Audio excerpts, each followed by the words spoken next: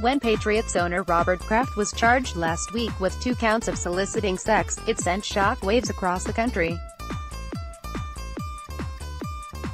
Here was one of the most prominent people in professional sports apparently using prostitutes and playing a role in human trafficking. But given some of the shady things Kraft's organization has done over the years, why was it so surprising? And, more broadly, given that someone in the sports world makes headlines almost daily for acting badly, why are we ever surprised when there's objectionable behavior? Allow me to offer a suggestion that will spare you a lot of pain: always assume the worst. Assume that everyone involved in professional sports is a vile, debauched degenerate who craves fame, fortune and/or sex, no matter the cost to others. Assume that everyone is doing the bidding of a dark lord intent on destroying all that is good in this world, including cheap seats and the idea of every team trying its best to win.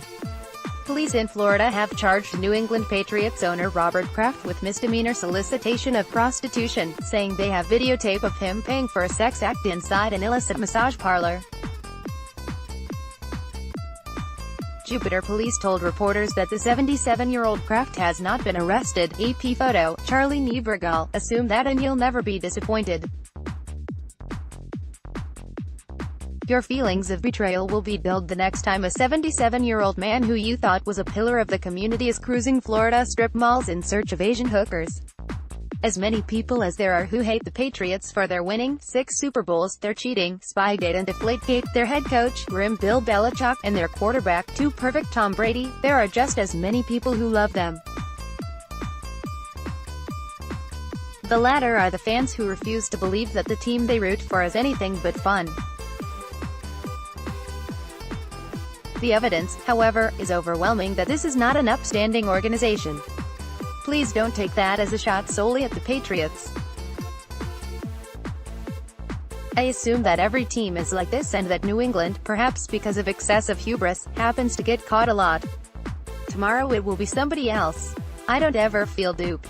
I assume whatever happens is business as usual and go on my merry way.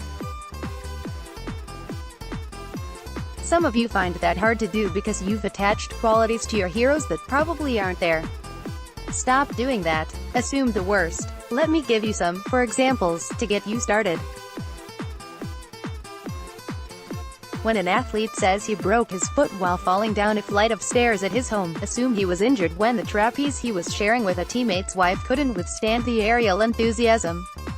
When a team owner says that the racist and Islamophobic emails his father received and sent do not match the noble person he knows, assume that somebody at the family dinner table has said, "Tell us the one again," where a Muslim, a Hindu and a Buddhist walk into a bar, dead. When the athlete who tests positive for a banned drug says he didn't know what was in the supplements he was taking, assume he has been stacking steroids like poker chips since the age of 7, likely at his father's insistence.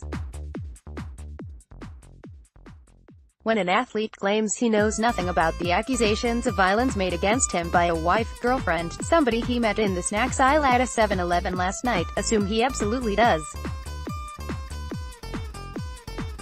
Especially when, months later, he acknowledges that he did indeed mistreat her and that he's in therapy so that he can keep playing baseball, become a better person.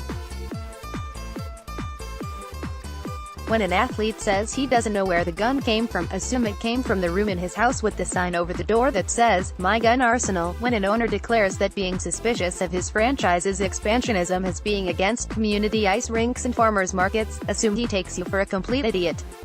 When a general manager tells fans that he has a plan, assume that he's thinking, "Your guess is as good as mine." Actually, there's a decent chance your guess is better than mine. When a team's executive vice president of operations stays in a job for centuries despite a poor track record, assume he has incriminating photos of his owner lounging at the Orchids of Asia Day Spa in Jupiter, Florida. I think you get the idea. If you assume the worst, you can't get hurt. Many famous people are not who you think they are, and the only question is why you continue to convince yourself otherwise. Why isn't it enough that the wide receiver has hands built to catch footballs flying at a high rate of speed? Why isn't it enough that the owner hired the right people to build a successful team?